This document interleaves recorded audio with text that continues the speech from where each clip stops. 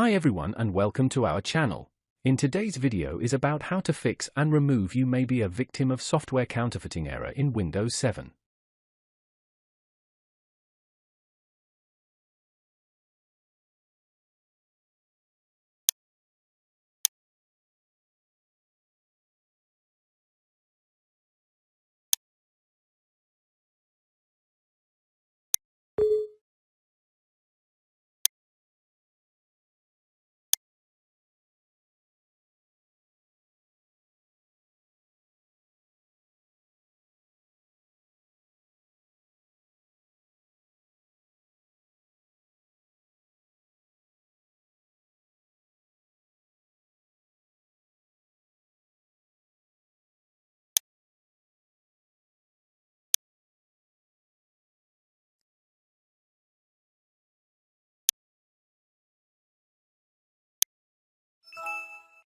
If you found this video helpful, please like to encourage us and subscribe to our channel. Leave comment and share it with others so they can benefit too.